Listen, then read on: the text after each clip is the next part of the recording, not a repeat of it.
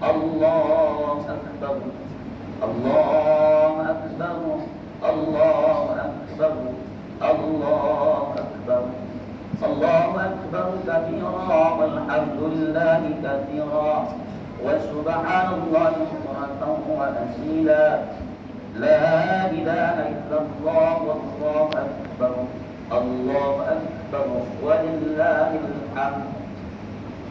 Alhamdulillah Alhamdulillah Rabbil Alamin. Nahmaduhu wa nasta'inuhu wa nastaghfiruhu wa na'udzu billahi min shururi anfusina wa min sayyiati a'malina. Man yahdihillahu fala mudilla lahu wa man yudlil fala hadiya lahu. Asyhadu an la ilaha illallah wahdahu la syarika lahu wa asyhadu anna Muhammadan 'abduhu wa rasuluhu alladzi la nabiyya ba'dahu. Allahumma salli wa sallim wa barik ala sayyidina Muhammad wa ala alihi wa ashabihi ajma'in. Amma ba'd, fa ayyuhal hadirun, usikum wa nafsi bittaqwallah faqad fazal muttaqun. Ittaqullah ittaqullaha haqqa tuqatih wa la tamutunna illa wa antum muslimun. Qala Allah ta'ala fil Qur'anil Karim wa wasdaqul qa'ilin. أعوذ بالله من الشيطان الرجيم. بسم الله الرحمن الرحيم. إنا أعطيناك الكوثر فصل لربك وانحر إن ثانيتك هو الأبتر. صدق الله العظيم وصدق رسوله النبي الكريم ونحن على ذلك من الشاهدين والشاكرين والحمد لله رب العالمين. Saudara kaum muslimin, jamaah salat Id yang dimuliakan Allah. Pertama sekali mari kita puji Allah Subhanahu wa taala dengan ucapan alhamdulillahirabbil alamin, karena pada kesempatan yang mulia ini, di tempat yang mulia ini, dan di hari yang mulia ini, dan bersama orang-orang yang mulia, yaitu orang-orang yang beriman di antara kita semuanya, dapat berkumpul di tempat yang mulia ini, masjid yang mulia, dalam rangka satu tujuan, mengabdi, menghambakan diri di hadapan Allah, yakni melaksanakan salat-salat Idul Adha sebagai bentuk kasih syukur kita kepada Allah Subhanahu wa taala. Seterusnya salawat dan salam yang kita sampaikan ke junjungan alam Nabi Muhammad sallallahu alaihi wasallam. Allahumma salli ala sayyidina Muhammad wa ala ali sayyidina Muhammad. Mudah-mudahan kita menjadi umat yang istiqamah dalam menjalankan sunnah-sunnah dan ajaran-ajarannya, dan harapan kita mendapatkan syafaat nantinya di hari kemudian. Amin ya rabbal alamin. Allahu akbar, Allahu akbar, Allahu akbar, walillahil hamd. Jamaah kaum muslimin yang dimuliakan Allah, melalui mimbar ini khatib mengajak itu pribadi serta jamaah Allah Subhanahu wa taala, mari kita senantiasa meningkatkan keimanan dan ketakwaan kita kepada Allah dengan sebenar-benar takwa, menjalankan perintah-perintahnya dan meninggalkan larangan-larangannya, dengan harapan kita selamat dari dunia sampai akhirat nantinya. Modal yang paling baik, modal yang paling mantap, dan modal yang paling bagus dalam kehidupan ini tidak lain dan tidak bukan adalah takwa kepada Allah Subhanahu wa taala. Wa tazawwadu fa inna khairaz zadi taqwa. Allah akbar, Allah akbar, Allah akbar, walillahil hamd. Pada hari ini kita juga banyak bersyukur kepada Allah Subhanahu wa taala, karena diri kita yang hina ini masih Allah berikan kesempatan untuk bernapas dan hadir pada hari yang mulia ini, yaitu hari raya Idul Adha. Kadangkala kalau kita berenung sejenak, mata kita yang sering kita gunakan untuk bermaksiat kepada Allah, tapi hari ini masih Allah berikan kepada kita untuk melihat kebesarannya. Lisan kita ini yang sering mengucapkan kalimat-kalimat yang mungkin bermaksiat kepada Allah, bahkan mengucapkan kalimat-kalimat atau mengaib-aib orang lain, keburukan-keburukan orang lain, tapi hari ini Allah masih berikan kesempatan kepada kita untuk berzikir, memandangkan takbir sebagai tanda kebesaran Allah Subhanahu wa taala. Kalimat takbir bukanlah kalimat sembarang kalimat, tapi kalimat takbir memiliki makna dan arti yang sangat mendalam apabila kita maknai dengan betul-betul secara rinci berdasarkan hadis-hadis dan firman Allah Subhanahu wa taala. Kalimat takbir bukan sembarang kalimat, tapi makna yang mendalam dari kita. Artinya apa? Kalimat takbir, Allah Akbar, Allah Maha Besar, menunjukkan bahwasanya kita adalah hamba yang lemah dan maha lemah, yang tak berdaya dan betul-betul tak berdaya. Begitulah makna takbir itu. Apakah itu sudah tertanam dalam diri kita? Setiap kita melakukan takbir, bukan hanya dalam perayaan Hari Raya Idul Fitri, bukan hanya perayaan Hari Raya Idul Adha, tapi sudah tak termaknai kalimat takbir itu dalam diri kita. Bukankah Allah yang Maha Agung? Bukankah Allah yang Maha Besar? Bukankah Allah yang Maha Kuasa? Maka mari kita sadari bahwa diri kita adalah hamba yang patut dan patut harus tunduk kepada Allah Subhanahu wa Ta'ala. Allah Akbar, Allah Akbar, Allah Akbar, walillahil hamd. Allah yang Maha Kuat, Allah yang Maha Kuasa, Allah yang Maha segalanya. Maka kita sebagai hamba Allah pantas dan wajar tunduk kepada Allah Subhanahu wa Ta'ala. Tapi apakah ini terterang dari kita? Bukankah kadang-kadang kita lebih sombong? Bukankah kadang-kadang lebih membantah kepada Allah Subhanahu wa Ta'ala? Padahal apa yang kita miliki hari ini, apa yang kita rasakan hari ini, tidak lain tidak bukan adalah pemberian Allah Subhanahu wa Ta'ala. Seringkali kita kadang membangkang kepada Allah Subhanahu wa Ta'ala. Hingga kalau kita jauh lebih menyombongkan diri kepada Allah Subhanahu wa Ta'ala. Allah selalu menunggu kita. Betapa banyak maksiat yang kita lakukan, betapa banyak dosa yang kita lakukan, tapi kasih sayang Allah jauh lebih besar daripada dosa. Dia lebih baik mengampuni orang bersalah dan menjuruskan orang yang baik dalam neraka. Untuk itu, sadarilah kaum muslimin yang memuliakan Allah Subhanahu wa Ta'ala. Carilah ridho dan sayang Allah. Allah terbuka ampunannya, Allah terbuka segala pintu taubatnya. Mari kita manfaatkan kesempatan ini. Mumpung Allah beri kesempatan kepada kita menunjukkan sampai Allah Akbar, Allah Akbar, Allah Akbar, Allah Akbar. Untuk itu semangat Idul Adha ini mari kita camkan, mari kita tanamkan makna takbir yang sesungguhnya yang hadir kita hari ini, yang dipandangkan takbir. Mari kita tidak hanya dalam ucapan lisan kita, tapi tertanam dalam diri kita, dalam qalbi kita, menyadari dari setiap langkah yang kita lakukan adalah tidak lain tidak bukan karena kuasa Allah. Apa yang kita miliki, hidup kita, harta kita, anak-anak kita, pangkat dan jabatan kita, tidak lain tidak bukan karena penyakit dari Allah. Allah bisa sebentar saja mengambil nikmat itu dari kita kalau kita membangkitkan kita kepada Allah Subhanahu wa Ta'ala. Allah Akbar, Allah Akbar, Allah Akbar, walillahil hamd. Hari Raya Idul Adha mengingatkan kita akan sebuah teladan, akan seorang teladan, keluarga teladan, anak teladan dalam kehidupan kita sehari-hari. Dalam Al-Quran hanya 2 orang Nabiullah yang Allah sampaikan memiliki uswatun hasanah yang patut diteladani secara utuh dan maksimal dalam kehidupan kita. Yang pertama adalah Nabiullah Ibrahim alaihissalam, yang kedua adalah Nabi Muhammad sallallahu alaihi wasallam. Dalam Al-Quran surah Al-Fatihah ayat 4 Allah menyampaikan, "Qad kanat lakum uswatun hasanah fi Ibrahim walladzina ma'ahu." Bahwasanya di dalam diri Ibrahim alaihissalam itu adalah teladan bagi kami dan beserta orang-orang. Artinya setiap Idul Adha kita akan mengingat bagaimana pengorbanan, bagaimana ketaatan dan kesabaran serta keikhlasan daripada Ibrahim alaihissalam. Mari kita simak sejarah yang terkait oleh Ibrahim yang diterangkan Al-Quran oleh Allah Subhanahu wa Ta'ala. Ibrahim alaihissalam merupakan orang yang cinta kepada Allah, bahkan cintanya kepada Allah melebihi daripada segalanya, sehingga ujian-ujian yang Allah berikan kepada Ibrahim alaihissalam kadang-kala dia tidak sanggup untuk melihat, dia sanggup untuk melaksanakan ketaatan itu kepada Allah Subhanahu wa Ta'ala, tapi daripada cintanya kepada Allah Subhanahu wa Ta'ala. Ibrahim alaihissalam merupakan seorang Nabiullah yang sudah berusia lanjut usia, namun beliau belum tahu. Tapi apakah dia langsung pasrah, langsung menyerah? Namun beliau berdoa kepada Allah Subhanahu wa Ta'ala, dan kisah ini tercatat dalam surah As-Saffat. Rabbi habli minas shalihin, Rabbi habli minas shalihin. Inilah doa yang ditunaikan oleh Ibrahim alaihissalam. Ya Allah, ya Tuhanku, karuniakanlah kepada aku anak-anak yang saleh. luar biasa doa dan semangat ibadah Islam. Dalam selalu yang disebutkan bahwasanya Ibrahim alaihissalam sudah berusia 86 tahun kurang lebih, namun dia belum berdoa. Tapi dengan doa yang disebut Allah Maha Kuasa, Allah Maha berkehendak atas siapa yang dikehendaki.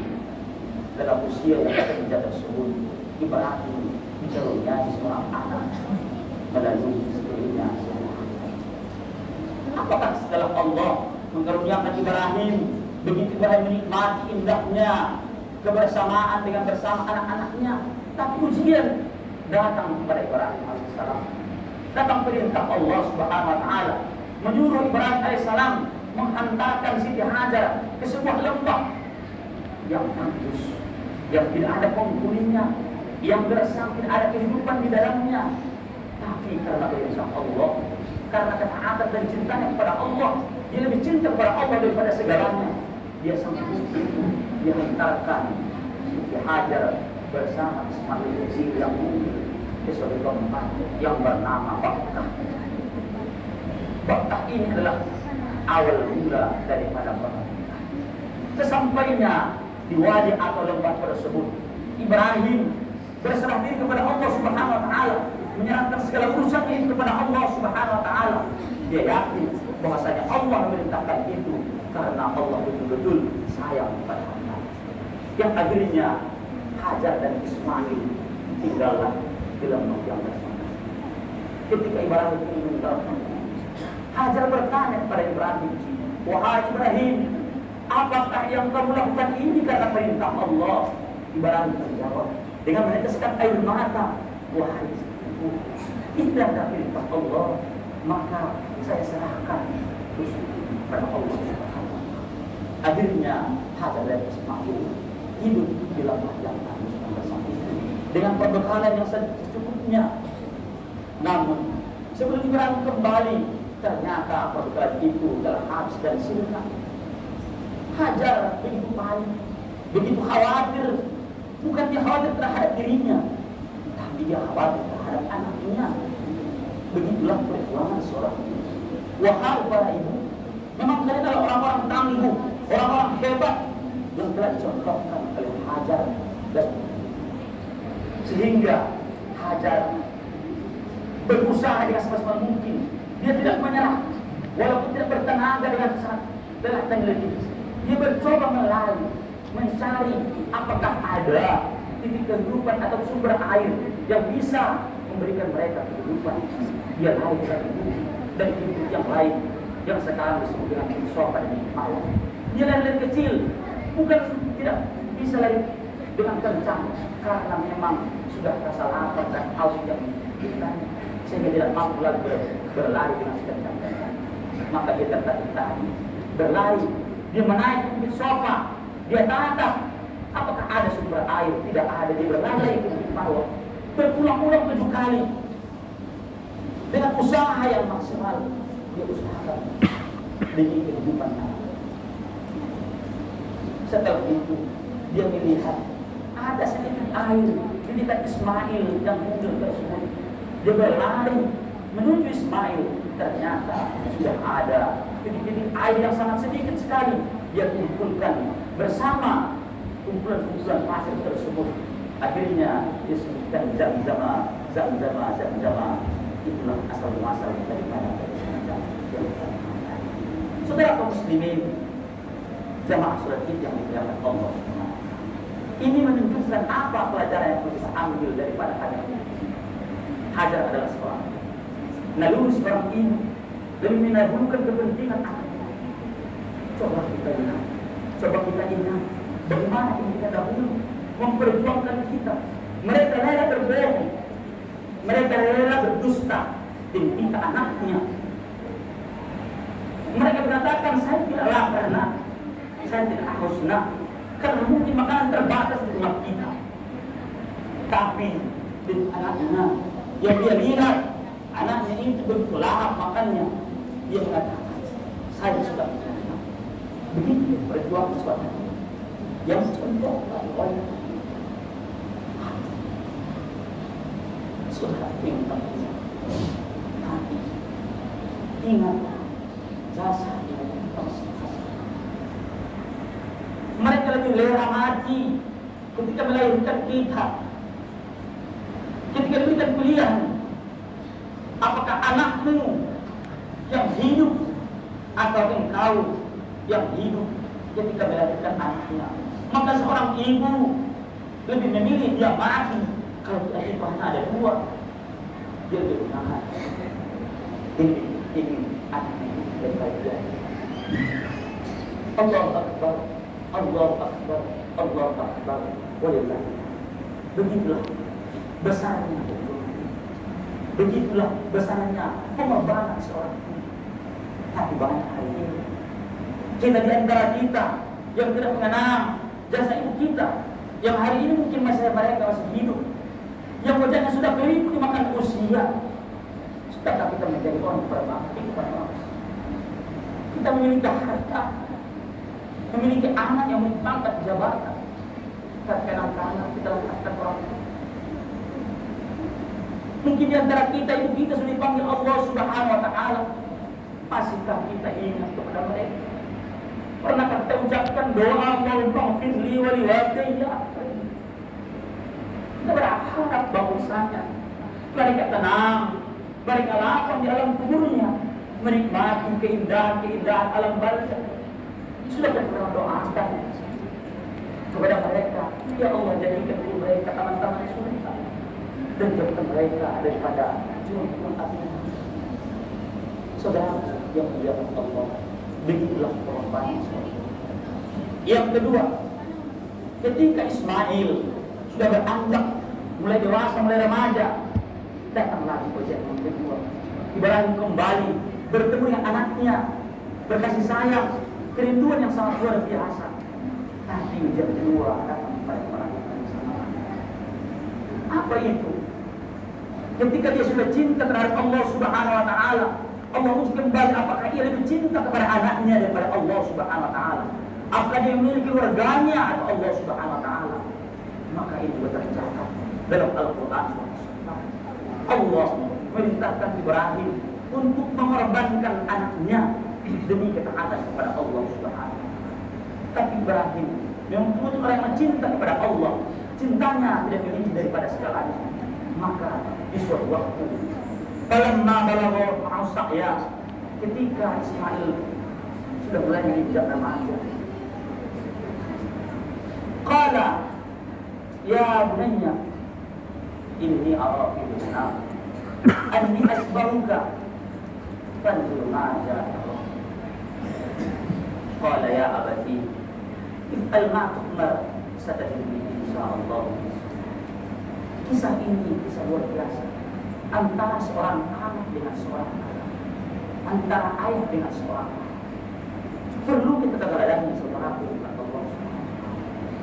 Ibrahim sekali ini perintah Allah, dia tidak langsung ikat Ismail, dia ambil pisau, dia borok lehernya, tidak.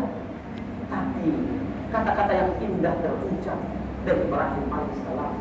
Qala ya bunayya, dalam bahasa Arab panggilan ya bunayya adalah panggilan yang paling indah dan paling halus dan paling wahai inni arafil manam, aku melihat dalam mimpiku anni asbahuka fanzur. Aku melihat dalam mimpiku bahwasanya aku menyembelihmu, aku mengorbankanmu. Fanzur ma'za, bagaimana pendapatmu? Ibrahim seorang ayah yang begitu cinta dan kasih kepada anaknya, dia ajak anaknya berdiskusi, dia ajak anaknya bermusyawarah. Bukan berarti Ibrahim tidak taat, bukan berarti Ibrahim tidak taat kepada Allah Subhanahu wa Ta'ala, tapi beliau mencontohkan kepada kita begitulah seharusnya seorang ayah kepada seorang anak yang lagi dewasa. Tidak sekehendaknya mentang-mentang ayah itu kepala keluarga, dia semena-mena terhadap anaknya, memaksakan kehendak terhadap anaknya, sehingga kadang-kadang hari ini banyak di antara kita menjadi anak-anak yang durhaka akibat daripada kita salah dalam hidup. Kita lihat bagaimana sikap Ismail, contoh bagi kita seorang anak. Ketika kita berusia anak, maka Bagaimana Ibrahim itu mengatakan perintah Allah, tapi seorang anak memiliki akidah yang kuat, akidah yang kokoh. Apa jawaban Ismail? Luar biasa, indah, dan jawaban yang sangat mengamukkan bagi seorang anak. Qala ya abati if'al ma tukbar satajiduni insyaallah minas shabirin. Wahai ayahku, laksanakanlah jika ini perintah Allah, laksanakanlah wahai ayahku. Satajiduni insyaallah minas shabirin. Niscaya engkau mendapat ilmu dalam segala masalah. Saudara kaum muslimin, jamaah salat dengan Allah. Bagaimana pokoknya akidah daripada Ismail? Bagaimana taatnya kepada seorang ayah yang betul-betul taat menjalankan perintah Allah? Maka apa pelajaran yang kami daripada kisah ini? Bahwasanya seorang ayah dan seorang anak betul-betul saling menguatkan dalam hal untuk melaksanakan ketaatan kepada Allah Subhanahu wa taala. Sehingga setelah Ibrahim mendapatkan jawaban yang sangat luar biasa, Ibrahim menangis dari terharu sambil dia mengucapkan, ni'mal auna anta ya bunayya ala amrillah. Wahai anakku, engkau telah menolongku dalam hal melaksanakan perintah Allah. Artinya keindahan tertanam dalam dua sisi insan, yaitu Ibrahim dan Ismail, yang akhirnya pelaksanaan penyembelihan pun dilaksanakan di sebuah tempat. Namun apakah setan begitu mudah? Apakah setan begitu menyerah? Dia tidak menyerah, langsung menggoda Ibrahim alaihissalam. Ibrahim digoda setan. Wahai Ibrahim, begitu teganya engkau menyembelih anakmu yang selama ini kau nantikan, sudah kau nantikan. Begitu bodohnya engkau. Akhirnya Ibrahim melemparnya dengan batu. Iblis pun lari ke situ. Sehingga 3 kali gangguan iblis terhadap Ibrahim alaihissalam, dan itulah menjadi sejarah dalam pelaksanaan ibadah haji maupun Umratul Aqabah. Saudara kaum muslimin, jamaah salat yang dimuliakan Allah Subhanahu wa taala. Allah akbar, Allah akbar, Allah akbar walillah. Apa pernikahan Ismail kepada Ibrahim alaihissalam ketika Ibrahim ini hendak menyembelih daripada anaknya? Ismail meminta kepada ayahnya, wahai ayahku, jika engkau dalam disebutkan, wahai ayahku, jika engkau hendak nanti menyembelihku, permintaanku, wahai ayahku, ikatlah aku dengan sekencang-kencangnya agar aku tidak meronta ketika pisau itu sampai ke leherku. Begitulah permintaan seorang ayah. Wahai ayahku, bukalah bajuku, saya khawatir nanti ibu melihat darah bercak darah dalam bajuku sehingga dia bersedih selamanya. Wahai ayahku, tajamkanlah pisaunya supaya nanti ketika pisau itu sampai ke leherku, aku tidak terasa karena kematian itu sangat dahsyat. Saudara semua, begitulah kalau anak yang sudah pokok akidahnya, bertanam agamanya, maka apapun kalau dengan perintah Allah dia siap. Allah Akbar, Allah Akbar, Allah Akbar, walillahil hamd. Maka apa hikmah daripada peristiwa yang telah dicatatkan, telah ditorehkan oleh Ibrahim bersama keluarganya, mulai dari istrinya Siti Hajar, Ibrahim, anaknya Ismail alaihissalam. Pertama adalah bahwa dalam beragama kita harus betul-betul mampu mengorbankan untuk melaksanakan perintah Allah Subhanahu wa taala. Kita harus sanggup berkorban, meluangkan apapun yang kita miliki diberikan kepada Allah atas pemberiannya yang sudah banyak kepada kita. Bukankah Allah telah berikan nikmat yang banyak kepada kita? Allah tidak pernah minta balasan, Allah tidak pernah minta bayaran kepada kita. Tapi apa yang Allah sampaikan dalam surah Al-Kautsar, inna a'tainakal kautsar fasolli li rabbika wanhar inna tani'aka huwal abtar. Sesungguhnya Muhammad, kami telah berikan kepada Muhammad nikmat yang sangat banyak. Fasolli li rabbika wanhar, maka aku minta kepadamu salatlah karena Tuhanmu, wanhar, dan berkurbanlah. Sudahkah kita mampu mengorbankan waktu kita, mampu mengorbankan keluarga kita, mampu mengorbankan jabatan kita demi Allah Subhanahu wa taala. Sudahkah kita mampu ketika Allah memanggil kita dengan takbir, dengan kumandang azan di masjid, sanggupkah kita meninggalkan kesibukan kita di kantor, meninggalkan kesibukan kita di pasar, meninggalkan kesibukan kita di sawah, di perkebunan demi untuk menghadap Allah Subhanahu wa taala? Memang kita tidak disuruh untuk mengorbankan anak-anak kita, tidak disuruh untuk membunuh anak kita, tidak disuruh membeli anak kita seperti Ibrahim. Kita memang tidak seperti Ibrahim, tidak seperti Ismail, tapi kita adalah merupakan sama-sama hamba Allah yang pantas dan wajar. Ketika Allah menyeru kita, kita datang, kita hadir untuk menghambakan diri di hadapan Allah Subhanahu wa taala. Yang kedua, pentingnya menjadi anak untuk kokoh dalam akidah. Sebagaimana Ismail kecil yang baru menginjak remaja, tapi dia betul-betul kokoh dan kuat. Apapun perintah itu, apapun yang ingin dilakukan oleh ayahnya, apabila itu perintah Allah, dia ikhlas, dia sabar, dia betul-betul tabah menerimanya karena betul-betul ingin mendapatkan ridho dari Allah Subhanahu wa taala. Bukankah hari ini inilah yang kita khawatirkan terhadap anak kita? Anak-anak kita digerus oleh zaman yang betul-betul canggih, yang mengakibatkan anak-anak kita kadang kala tidak lagi mengenal siapa nabinya, siapa teladannya. Yang mereka pegang adalah handphone mereka, yang mana itu menjuruskan mereka, yang menghancurkan diri mereka. Kalau kita orang tua tidak perhatian terhadap generasi kita hari ini, apakah 10 tahun yang akan datang, 20 tahun yang akan datang, masih ada anak-anak kita itu yang ada di tempat yang mulia ini, hadir melaksanakan sholat seperti ini? Apakah masih ada mereka yang sadar bahwasanya yang disembah itu adalah Allah Subhanahu wa taala? Allah Akbar, Allah Akbar, Allah Akbar, walillahi. Yang terakhir adalah bahwa setiap diri kita, setiap manusia pasti mengalami kesulitan-kesulitan, pasti mengalami ujian-ujian. Namun di balik ujian tersebut pasti ada hikmah yang harus kita ambil dari pelajaran-pelajaran tersebut. Saudara kaum muslimin, jamaah salat Id yang dimuliakan Allah, berbagai macam ragam tantangan kehidupan, ujian dan cobaan Allah berikan kepada kita.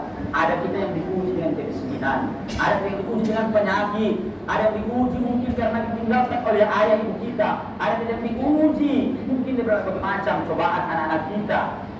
Tapi sesulit apapun cobaan itu, Allah sudah menyampaikan tidak ada yang melewati kesanggupan kita. La yukallifullahu nafsan illa wus'aha. Bahwasanya Allah itu memberikan cobaan sesuai dengan kesanggupan kita masing-masing. Allahu Akbar, Allahu Akbar, Allahu Akbar, walillahil hamd. Namun kadang-kala kita merasa ujian itu adalah merupakan kesedihan. Kadang-kala kita merasa ujian itu adalah kesulitan. Tapi ujian terbesar sebenarnya adalah kesenangan, kebahagiaan. Sehingga kebahagiaan, kesenangan itu kadang-kala membuat kita terlena kepada Allah Subhanahu wa taala. Jangan kita merasa ketika kita harta kita sudah banyak, kita sudah bahagia, kita sudah mendapatkan keturunan yang berpangkat dan membahagiakan kita, seolah-olah kita terlena kepada Allah Subhanahu wa taala. Itulah yang harus kita hindari. Itulah yang kita sadari bahwasanya ujian itu bukan hanya berupa kesulitan dan cobaan, berupa kesedihan, tapi ujian yang terberat. Banyak manusia diuji dengan kesulitan, diuji dengan kemiskinan, dia lolos. Tapi ketika diuji dengan kemewahan dan keindahan, bahkan dia terlena dan hanyut dengan keindahan tersebut, sehingga mengantarkannya ke dalam api neraka yang menyala. Allah Akbar, Allah Akbar, Allah Akbar. Untuk itu, mari kita berharap dan memohon kepada Allah Subhanahu wa taala. Semoga apa yang kita cita-citakan, apa yang kita harapkan doa kita dalam setiap akhir doa kita, Rabbana atina fid dunya hasanah wa fil akhirati hasanah wa qina adzabannar. Kita mengharapkan bahagia di dunia dan bahagia di akhirat. Inilah tujuan daripada kehidupan kita. Itu mari kita berdoa kepada Allah agar tetap diberikan petunjuk ke jalan yang lurus, diberikan anak-anak yang soleh, diberikan kesehatan dan kekuatan untuk mengabdi kepada Allah Subhanahu wa taala. Ya Allah, kami sadar, kita sadar bahwa segala Allah berikan kepada kita belum sepenuhnya kita korbankan kepada Allah Subhanahu wa taala. Sehingga apa yang Allah kepada kita mungkin kadang-kala lebih banyak kita akan bermaksiat. Namun kita bayangkan bagaimana panasnya dan pedihnya api neraka untuk kita kembali kepada Allah Subhanahu wa taala. Allahu Akbar, Allahu Akbar, Allahu Akbar, walillahil hamd. Demikianlah menyaksikan ini. Mudah-mudahan dapat membuat hati kita untuk lebih taat dan tunduk kepada Allah Subhanahu wa taala bersama dalam memahami kalimat takbir yang terpandangkan hari ini sampai tanggal 13 nanti hari tasyrik masih dianjurkan kita untuk bertakbir sehingga raya kita meresapi makna takbir tersebut. Barakallahu li wa lakum fil azim wa nafa'ani wa iyyakum bima ayatul hakim wa taqabbal minkum tilawatahu innahu sami'un 'alim. Qul qul hadza fastaghfiruhu innahu wal ghafurur rahim al-barrut tawwabur rahim. Allah Akbar, Allah Akbar, Allah Akbar, Allah Akbar, Allah Akbar, Allah Akbar kabira walhamdulillahi katsira wa subhanallahi bukratan wa asila. La ilaha illallah wallahu akbar, Allahu akbar walillahil hamd. Alhamdulillah, alhamdulillah rabbil alamin wal 'aqibatu lil muttaqin wa la 'udwana illa 'alal zalimin. Asyhadu an la ilaha illallah wahdahu la syarika lahu واشهد ان محمدا عبده ورسوله الذي لا نبي بعده. اللهم صل وسلم وبارك على سيدنا محمد وعلى اله وصحبه اجمعين. اما بعد فيا الحاضرون اتقوا الله اتقوا الله اتقوا الله حق تقاته ولا تموتن الا وانتم مسلمون. قال الله تعالى في القران الكريم واصدق القائلين اعوذ بالله من الشيطان الرجيم بسم الله الرحمن الرحيم والعصر ان الانسان لفي خسر إلا الذين آمنوا وعملوا الصالحات وتواصوا بالحق وتواصوا بالصبر. ثم قال الله تعالى في القرآن إن الله وملائكته يصلون على النبي يا أيها الذين آمنوا صلوا عليه وسلموا تسليما. اللهم صل على سيدنا محمد وعلى سيدنا محمد كما صليت على إبراهيم وعلى إبراهيم وبارك على محمد وعلى محمد كما باركت على إبراهيم وعلى إبراهيم في العالمين إنك حميد مجيد. وارض اللهم يا الله الخلفاء الراشدين أبي بكر وعمر وعثمان وعلي وتابع التابعين ومن تبعهم بإحسان إلى يوم الدين وعلينا معهم برحمتك يا أرحم الراحمين. اللهم اغفر للمسلمين والمسلمات والمؤمنين والمؤمنات الأحياء والأموات إنك سميع قريب مجيب الدعوات. آمين ويا قاضي الحاجات. ربنا اغفر لنا ذنوبنا وذنوب آبائنا وأمهاتنا وارحمهم رحمة عامة والمسلمين والمسلمات والمؤمنين والمؤمنات برحمتك يا أرحم الراحمين. اللهم أعنا على ذكرك وشكرك وحسن عبادتك يا أرحم الراحمين. اللهم انصر الإسلام والمسلمين يا الله في كل مكان وخصوصا يا الله في إخوان المسلمين يا الله في فلسطين وخصوصا في بلادنا إندونيسيا برحمتك يا أرحم الراحمين. اجعل بلادنا بلدة ورحمة ومغفرة بلدة طيبة ورب غفور يا متساهلين. ربنا آتنا في الدنيا حسنة وفي الآخرة حسنة وقنا عذاب النار والحمد لله رب العالمين. عباد الله إن الله يأمر بالعدل والإحسان وإيتاء ذي القربى وينهى عن الفحشاء والمنكر والبغي يعظكم لعلكم تذكرون ولذكر الله أكبر. السلام عليكم ورحمة الله وبركاته.